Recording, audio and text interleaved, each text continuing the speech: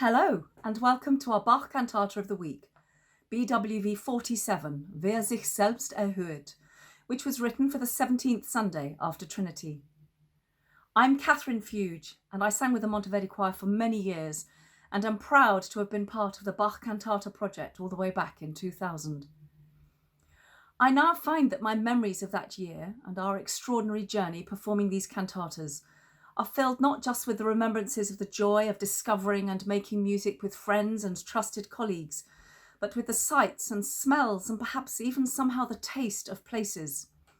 When I hear each cantata, I remember the privilege of working in so many different churches, from the intimate and perfectly formed Abbey Church on the small west coast island of Iona, to the cavernous dome of the Frauenkirche in Dresden, or the extraordinary galleried church where Bach was baptized in Eisenach, or the Fraumünster in Zurich with its 5 vibrant and colourful stained glass windows by Chagall, and of course Bach's own 2 churches in Leipzig, the Thomaskirche and the Nikolaikirche.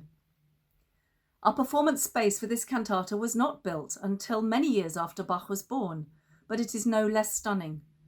Built in the Gothic Revival style, All Saints Church in the Swedish town of Lund was consecrated in 1891 and is renowned for its high arches and ceilings with vast chandeliers suspended along its long galleried nave.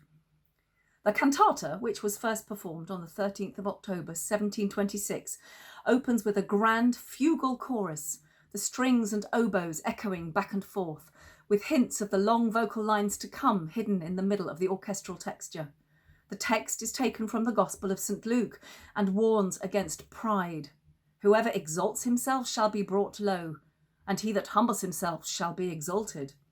Unsurprisingly, perhaps, the vocal lines rise up on the word erhöhet, exalts, before descending to erniedriget werden, will be brought low.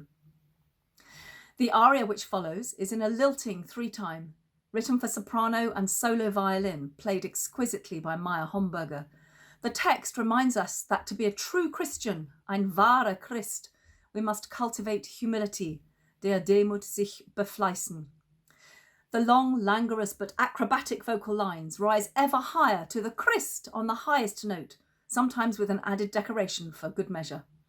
The dramatic middle section, with its more angular vocal lines and almost brutal violin chords interplaying with Ruth Alford's busy cello part, instructs us to abandon arrogance, which is teufelgleich, devil-like.